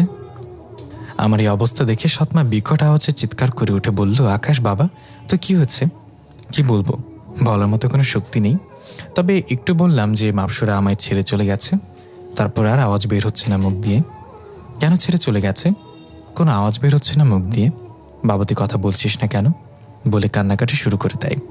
এই আকাশের বাবা, তোমার যে কথা, কোথায় আছো, তাড়াতাড়ি এসো। আকাশের আম্মুর চেঁচামেচি শুনে আকাশের বাবা দৌড়ে আসে। এসে দেখে আকাশ ফ্লোরের উপরে পড়ে আছে। আকাশের অবস্থা দেখে তিনিও ঘাবড়ে যান। কি হয়েছে ওর? জানি না কি হয়েছে আমার ছেলের। তুমি তাড়াতাড়ি ওকে হসপিটালে নিয়ে যাও, ওর যেন কিছু না হয়। ওর কিছু হলে আমি মরে যাব। আকাশের বাবা আকাশকে কোলে তুলে নেয়, তারপর হসপিটালের জন্য রওনা হয়। চোখটা বন্ধ হয়ে যাবে অবস্থা, তাকিয়ে থাকার মতন শক্তি নাই। তবে একটা জিনিস দেখে অবাক হলাম যে সৎমা আমাকে দেখতে পারতো না, সে আজ বলছে আমার কিছু হলে সে মরে যাবে। আমাকে দিয়ে তার চাহিদা পূরণ হয়, সেজন্যই হয়তো এমন বলছে। নাকি সত্যি আমাকে সন্তানের মতো ভালোবাসে, জ্ঞান হারিয়ে ফেললাম, আর কিছু মনে নেই। দুদিন পর জ্ঞান ফিরে আসে। চোখ মেলে তাকাতে দেখি পাশে আম্মা আব্বু বসে আছে। আমার জ্ঞান ফিরেছে দেখতে পেয়ে সৎমা আমার কপালে পাগলের মতো চুমু খেতে আরম্ভ করলো। বাবা তুই ঠিক আছিস তো? হ্যাঁ মা। বাবা তুই এমনটা কেন করলি? তুই আমার মাথায় হাত রেখে কসম কর যে আর কোনোদিন ওসব উল্টাপাল্টা কিছু খাবি না। চুপ করে আছি। মা বাবা জানতে পারে যে তার ছেলে নেশা করেছে, তার থেকে লজ্জার আর কি হতে পারে? আর আমার এই অবস্থার পেছনে সম্পূর্ণ দোষ আমার। সেদিন সারাদিন নেশা করেছে, অতিরিক্ত নেশা করার ফলে এসব হয়েছে। বাবা তুই শুনবি না মায়ের কথাটা? হাতটা টেনে নিয়ে গিয়ে আচ্ছা কসম করলাম আর কোনোদিন ওসব খাবো না। আব্বু কিছু বলছে না, আর কি না কি বা বলবে। মা মারা যাওয়ার পর ওনার যে একটা ছেলে আছে সে কথা তার মনেই নেই। হসপিটাল থেকে বাসায় নিয়ে আসা হলো।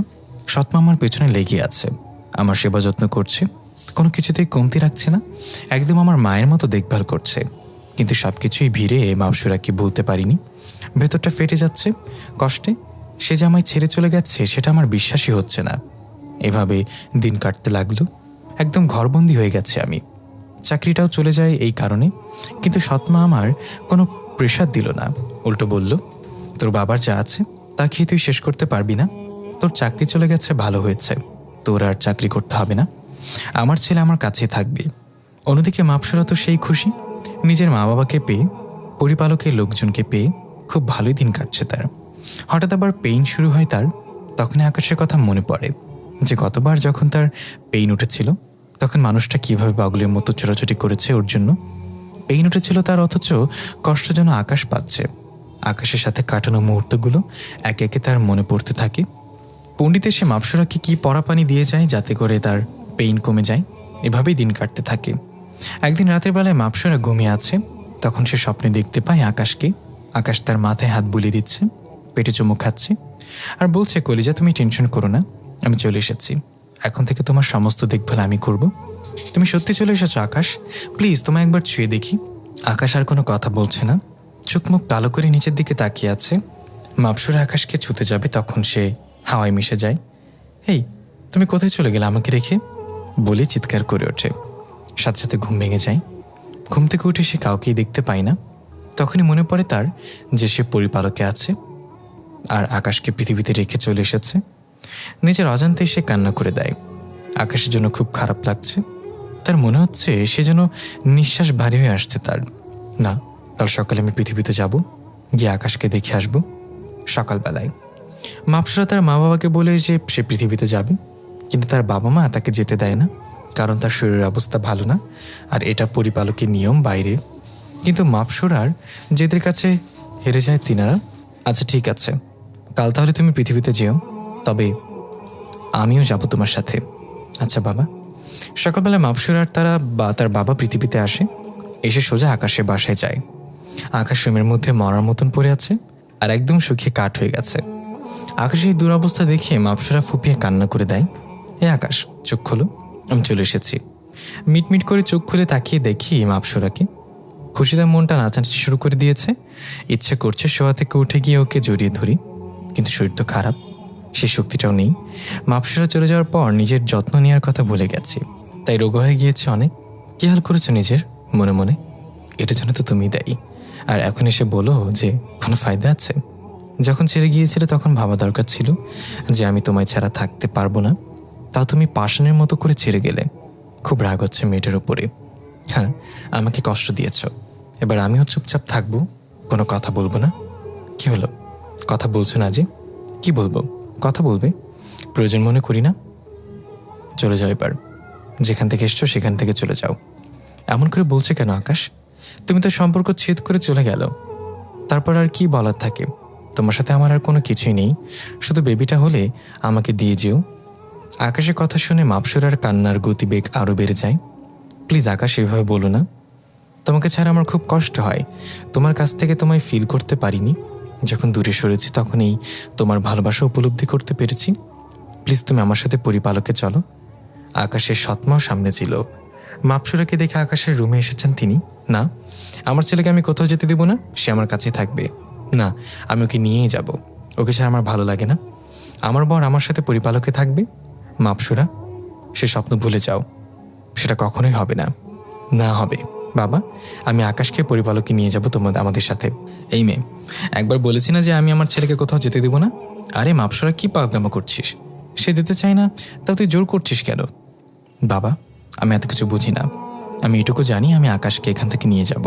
ওকে আমি নিজের কাছে রাখবো, কারো কথা আমি শুনবো না। বলে আকাশের হাত ধরে ওকে হাওয়ায় ভাসিয়ে ফেলে। তারপর ওকে নিয়ে পরিপালকে চলে যায়। ওর বাবাকে ফেলে রেখে চলে আসে সে। আকাশের মতো রেগে মেগে আগুন। আপনার মেয়ে কিন্তু কাজটা ভালো করেনি। আমার ছেলের কিছু হলে কিন্তু আমি আপনাদের কাউকে ছাড়বো না। জেদ করে আমার ছেলেকে নিয়ে গেছে তো এটার ফল ভালো হবে না। শহরের নাম করা কবিরাজের কাছে যাব আমি, আমার ছেলেকে আমি ফিরিয়ে আনবো। প্লিজ আপনি এভাবে রেগে যাবেন না, কথা দিচ্ছে আপনার ছেলের কিছুই হবে না। আপনার ছেলেকে সই সালামতে আপনার কাছে ফিরিয়ে দিয়ে যাব। আমার মেয়েটা ওকে খুব ভালোবাসে, তাই পাগলামো করেছে। মাথা ঠিক নেই এখন ওর, কিন্তু আমি কথা দিলাম তো আপনার ছেলের গায়ে একটা নখের আঁচড়ও লাগবে না। ওকে, আমার ছেলেকে সই সালামতে ফিরিয়ে দিয়ে যাবেন। মাপসুরার বাবা চলে আসে। এসে দেখে মাপসুরা পরিপালকের গেটের মধ্যে বসে কান্না করছে। কিরে, কি হয়েছে, কান্না করছিস কেন? পণ্ডিত আমার আকাশকে আমার থেকে জোর করে নিয়ে চলে গেছে, ওকে নাকি মেরে ফেলবে। কি? পণ্ডিত এত বড় সাহস যে আমার জামাইয়ের গায়ে হাত দিবে সে? মাপসুরার বাবা তো সেই রকমের খেপে যায়। তুই চল আমার সাথে পণ্ডিতের কাছে যাব। মাপসুরা আর তার বাবা পরিপালকে ঢুকতে দেখে সমস্ত পণ্ডিতরা আরাধনা শুরু করে দিয়েছে। আশুরায় মাঝখানে আকাশকে বেঁধে রেখেছে। আরাধনা শেষ হলে আকাশকে তারা মেরে ফেলবে, কারণ পরিপালকে মানুষ আসলেই তারা তাকে মেরে ফেলে। তার উপরে পণ্ডিতকে এসে লাথি মেরেছিল। পণ্ডিত তো এটা নিয়ে ওর উপর আরও রেগে আছে। মাপসুরার বাবা দৌড়ে রাজদরবারে চলে যায়, যেটা তার অবস্থান। তিনার রুমে গিয়ে তিনি আটরম্ব লাঠিটাও হাতে নিয়ে উঠিয়ে নেয়, আর সে পুরো পরিপালক মাটির সাথে মিশে দেবে। পণ্ডিত কোন সাহসে রাজার অনুমতি না নিয়ে আরাধনা শুরু করেছে। লাঠিটা হাতে নিয়ে জমিনের মধ্যে সজোরে একটা আঘাত করে। সাথে সাথে পরিপালকের সমস্ত বেড়িবাঁধ ভেঙে হাওয়ায় ভেসতে থাকে। কিন্তু পণ্ডিতদের কিছু হয় না, তারা জায়গায় বসে আছে। এটা থেকে তো মাপসুরা আর তার বাবার চোখ কপাল উঠে যায়, কারণ এই ৮ রম্ব দিয়ে মাটিতে আঘাত করলে পুরো পরিপালক থমকে যাবে। কেউ এই ৮ রম্বর মায়া থেকে বাঁচতে পারবে না। কিন্তু সেখানে পণ্ডিতদের কিছুই হলো না। তারা কি মায়ের শক্তি নিয়ে আরাধনা করে শুরু করেছে? মাপসুরার বাবার যেন মাথায় কিছুই কাজ করছে না। মাপসুরার তার বাবার চোখ কপাল উঠে যায়। না, এটা হতে পারে না, এই ৮ নম্বর মায়া থেকে কেউ বাঁচতে পারে না। লাঠি দিয়ে আবার মাটিতে আঘাত করে দ্বিতীয়বারেও পণ্ডিতদের কিছুই হয় না, বরং উল্টা আরও তাদের আসুরাটা মায়ার শক্তিতে ত্রিলোক হয়ে যায়। আরে মহারাজ, কি করছেন? কি আপনি কি মনে করেছেন আপনার এই লাঠি আমাদেরকে দমিয়ে রাখতে পারবে? পণ্ডিত, তুমি কিন্তু কাজটা ভালো করছো না। রাজার সাথে পাঙ্গা নেওয়ার ফল কিন্তু তোমাকে ভোগ করতেই হবে। আরে মহারাজ, আপনি কিন্তু ভুলেই যাচ্ছেন আমি কে। আমি পরিপালকের সবচেয়ে পুরনো পণ্ডিত। অনেক অসাধ্য সাধন করেছি আমি। আমাকে আটকানোর ক্ষমতা আপনার নেই, আর আপনার এই ৮ রম্ব বাকিদের মায়া করতে পারবে, কিন্তু আমাকে না। দেখছেন না আসুরাটা মায়াবেষ্টন হয়ে আছে? আপনি আমার কোনো পণ্ডিতকেই মায়া করতে পারবেন না। আজ এই বালককে খতম করে ছাড়ব। পণ্ডিতের কথা শুনে মাপসুরার বাবার তো পায়ের নিচ থেকে মাটি সরে যায়। পণ্ডিত হয়তো এমন কোনো মায়া জাদু জানে যেটার কারণে তাকে মায়া করা যাচ্ছে না। তিনি মাথায় হাত দিয়ে সোজা জমিনে বসে পড়ে। পাশ থেকে মাপসুরা চিৎকার করে ওঠে। মাপসুরার পেটে পেইন হচ্ছে। মা, তোর কি হচ্ছে? মা, বাবা, আমার পেটে খুব ব্যথা করছে, তুই আমার সাথে চল, গিয়ে রেস্ট করবি, এদিকটা আমি দেখছি। না, আমি যাব না। আমার আকাশকে ওরা মেরে ফেলবে। প্লিজ মা, আমার এমন করিস না। আমি থাকতে ওরা তোর আকাশে কিচ্ছু করতে পারবে না। কি করবে বাবা তুমি? তোমার 8 রম্বকেও তো পণ্ডিতরা মায়া করে ফেলেছে। এখন যা করতে হবে আমাকে করতে হবে। তুই কি করবি? আমি যেখানে ওদের কিছু করতে পারলাম না। মাপসরা পণ্ডিতদের আসরার সামনে চলে যায়। ভালো ভালো বলছে আমার আকাশকে আপনারা ছেড়ে দিন, না হয় কিন্তু আপনাদের কাউকে আমি ছাড়বো না। হাসলে তুমি। রাজা যেখানে আমাকে আটকাতে পারিনি সেখানে তুমি আমাকে আটকাবে? আর আসলে ওকে ছেড়ে দেওয়ার কথা, ওকে তো আমি ছাড়বো না। সে আমায় লাথি মেরেছে। তার থেকে বড় কথা, তোমার রাজদরবারে কাউকে আমি শান্তিতে থাকতে দেব না। এতদিন জাস্ট উপরে উপরে ভালোবাসা দেখিয়ে এসেছি, কিন্তু হাকিকত এমনটা না। কারণ আমি এমন জাদুবিদ্যা জানার পরেও রাজা হতে পারলাম না যেখানে তোমার বাবা কোনো কিছু জেনেই না জেনে রাজা হয়ে গেল। সেটা আমি মেনে নিতে পারি না। তাই প্রতিজ্ঞা করেছিলাম রাজদরবারের সুখ আমি কেড়ে নেব, আর রাজত্ব করব আমি। পুরো পরিপালক আমার অধীনে চলবে। পণ্ডিতের এমন ধারা কথা শুনে মাপসুরার রাগ মাথায় উঠে যায়। ওকে আমি দেখছি কি করে তোমরা আমার আকাশকে মারো। তোমরা তো ভুলে যাচ্ছ যে আমার পেটে আকাশের সন্তান রয়েছে। আর তার থেকে বড় কথা, মানুষের পরই 2 ধরনের শক্তি আমি অর্জন করেছি। আরাধনা প্রায় শেষ, আকাশকে এখন বলি দেওয়া হবে। এমন সময় মাপসুরার বাবার হাত থেকে 8 রম্বটা নিয়ে আসুরার ত্রিকালের মধ্যে আঘাত করে। সাথে সাথে ত্রিকাল ফেটে চূর্ণ বিচূর্ণ হয়ে যায়, আর মাপসুরা আসুরায় ঢুকে পড়ে। পণ্ডিতের তো মাথা ঘুরতে শুরু করে মাপসুরার কাণ্ড দেখে। কি করে সম্ভব এটা? ত্রিলোক ভাঙার ক্ষমতা তো কারণ নেই। এই মেয়ে কীভাবে করলো এটা? বড় বড় জাদুকররাও এটা করতে পারতো না। যা এই মেয়ে করেছে, না ওকে আটকাতে হবে। পণ্ডিত আবার ত্রিলাখ করতে চাইলে এবার সে আর ত্রিলোক হয় না। ত্রিলোকের ভিতরে গিয়ে দেখে আকাশের চেহারা পুরো ঝলসে গেছে। এটা দেখে নিজেকে আর কন্ট্রোল করতে পারে না। 8 রম্ব দিয়ে আবার মাটির মধ্যে সজোরে আঘাত করে। সাথে সাথে কম্পন শুরু হয়ে যায় পরিপলকে। এত জোরে কম্পন হয় যে পণ্ডিত মাটিতে পড়ে যায়। সমস্ত পণ্ডিত এই মাটিতে লুটে পড়েছে। অন্যদিকে মাপসুরা আকাশকে ছাড়িয়ে নেয়। ছাড়িয়ে নিয়ে ওকে মাটিতে শুয়ে রাখে। ঠিক সেই সময় পণ্ডিত মাটি থেকে উঠে মায়া করে মাপসুরার দিকে ছুঁড়ে মারে। মায়াটা মাপসুরার সামনে এসে আটকে যায়। কোনো ক্ষতি হয় না। মাপসুরা এবার চরম পর্যায়ে রেগে যায়। সে 8 রম্বটা পণ্ডিতের দিকে সজোরে ফিক্কা মারে। পণ্ডিত সেটাকে আটকাতে গেলে পারে না। 8 রম্বটা তার শরীর ছেদ করে অপর প্রান্ত দিয়ে বের হয়ে যায়। সাথে সাথে পণ্ডিত মাটিতে লুটে পড়ে। এই 8 রম্বকে আটকানোর ক্ষমতা কারণ নেই। পুরো পরিপালকের পণ্ডিতরা মিলে চেষ্টা করলেও সেটা আটকাতে পারবে না, কারণ সেটা মাপসুরা ছুঁড়ে মেরেছে, আর তার শরীরে শক্তি এখনও কয়েক গুণ বেড়ে গিয়েছে। প্রথমত সে পড়ি, তার উপরে তার হাতে 8 রম্ব। তার থেকে বড় কথা, সে দুনিয়া থেকে মানুষের শক্তি অর্জন করে এসেছে। পণ্ডিতের মৃতদেহ জমিনে পড়ে আছে। মাপসুরার বাবা তো এসব দেখে নিজের চোখকে বিশ্বাস করতে পারছে না। মাপসুরার হাত থেকে 8 রম্বটা নিয়ে তিনি জমিনে আঘাত করে। সাথে সাথে পুরো পরিপালক আগের ন্যায় হয়ে যায়, আর সমস্ত পণ্ডিতরা তিনার পায়ের কাছে এসে হুমড়ি খেয়ে পড়ে। মহারাজ, আমাদেরকে মাফ করে দিন। পণ্ডিত আমাদের ভয় দেখিয়েছিল, যার ফলে আমরা তিনার কথায় রাজি হয়েছি। ওনার কথায় রাজি না হলে বলেছে আমাদের সবাইকে মায়া করে মেরে ফেলবে। তোমাদের কোনো দোষ নেই, যে দোষ করেছে সে শাস্তি পেয়েছে। মাপসুরা আকাশকে কোলে করে রাজদরবারে নিয়ে আসে। পুরো রাজদরবার থমথম করছে। সমস্ত পরিপালকের পরীরা আকাশকে দেখতে এসেছে। মানুষ দেখতে তাদের কাছে ভালো লাগে, কারণ মানুষ অনেক সুন্দর হয়। তারা সবসময় মানুষকে নিয়ে ঘর সংসার করার স্বপ্ন দেখে। ওই রূপ ফিরিয়ে আনেন পণ্ডিতদের উদ্দেশ্য করে মাপসুরা বলে। একজন পণ্ডিত বলে ওঠে, আমাকে কিছুটা সময় দিন, আমি ওই রূপ ফিরিয়ে আনার ব্যবস্থা করছি।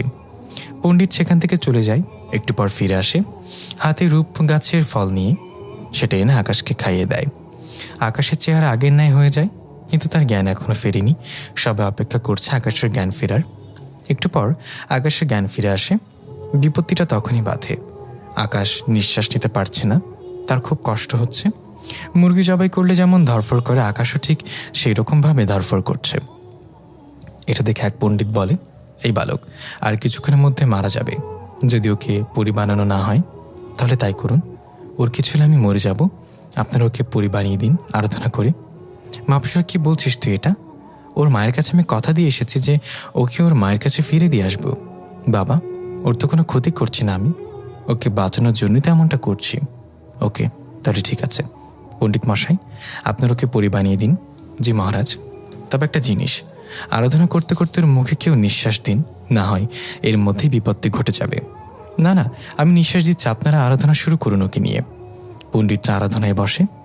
অন্যদিকে মাপসুরা আকাশের ঠোঁটে ঠোঁট লাগিয়ে ওকে নিঃশ্বাস দিতে থাকে। এখন আর আকাশের কষ্ট হচ্ছে না। আমি কোথায় আছি, আর মাপসুরা আমার ঠোঁটে ঠোঁট কেন লাগিয়ে রেখেছে? ধুর, কী সব করছে ও?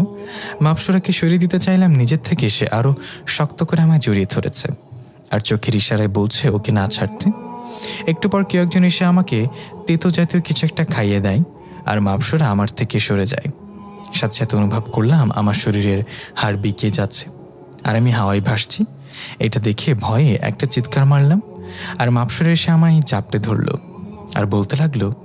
একটু পর কেউ একজন এসে আমায় তেতো জাতীয় কিছু একটা খাইয়ে দেয় আর মাপসুরা আমার থেকে দূরে সরে যায়। সাথে সাথে অনুভব করলাম যে আমার শরীরের হাড় বিকিয়ে যাচ্ছে আর আমি হাওয়ায় ভাসছি।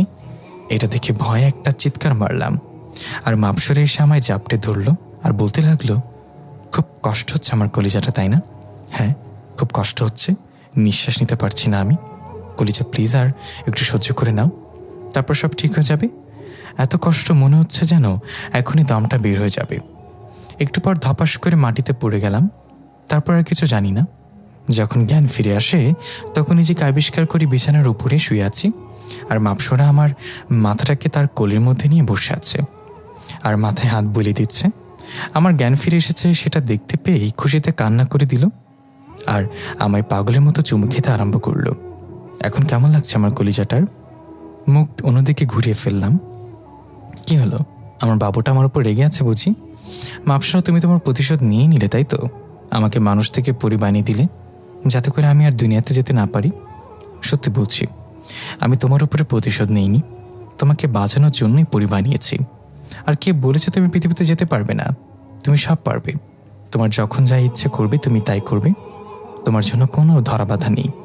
ও ভালো, তবে সেটাতে তো পরিপালকের নিয়ম ভঙ্গ করা হবে।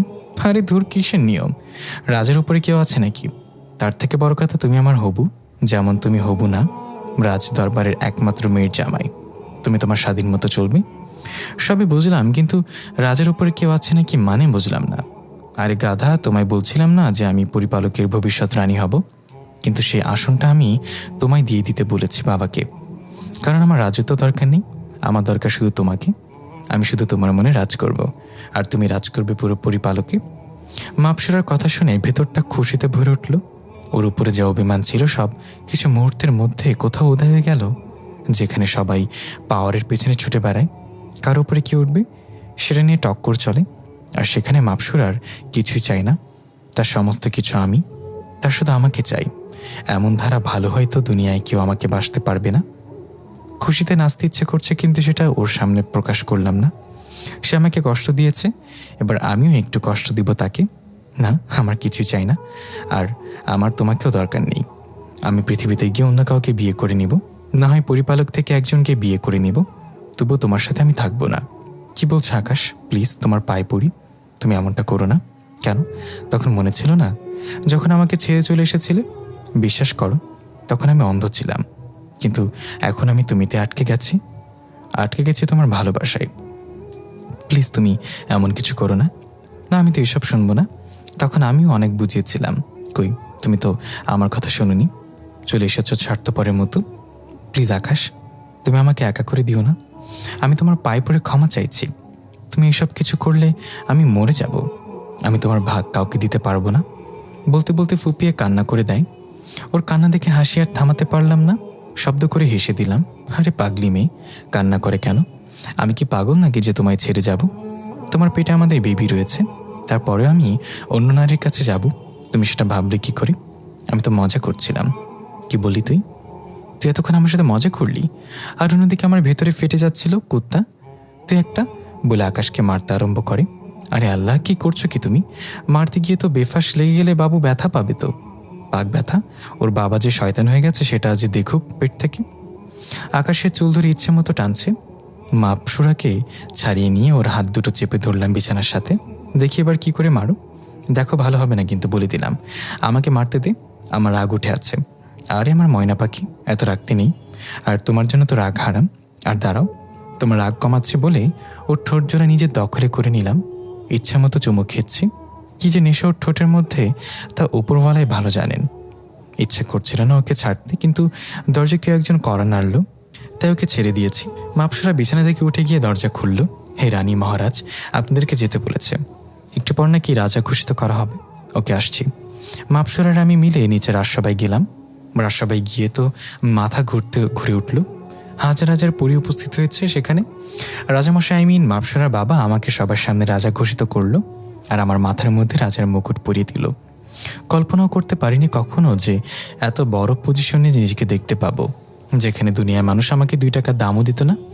সেখানে আমি পুরো পরিপালকের রাজা, নতুন রাজা ঘোষিত হওয়ায় সবাই আনন্দ উল্লাস করছে। এমন সময় মাপসরার আকাশকে বলে চিৎকার করে ওঠে। দৌড়ে মাপসরার কাছে গেলাম। কি হয়েছে বাবু তোমার? আমার খুব পেটে ব্যথা করছে, মনে হচ্ছে এখনই বাবু হয়ে যাবে। পণ্ডিতরা দৌড়ে আসলো। তিনারা দেখেই বললেন, মাপসরার প্রসবের সময় চলে এসেছে, ওর আজকে প্রসব হবে। সমস্ত কিছুর ইন্তজাম হলো। অভিজ্ঞ মেয়ে পরি দ্বারা মাপসরার বাবু হওয়ার কার্যক্রম শেষ হলো। মেয়ে হয়েছে আমাদের, দেখতে একদম পুরো ওর মায়ের মতন হয়েছে। মেয়েটাকে নিয়ে এসে আমার কোলে দিল।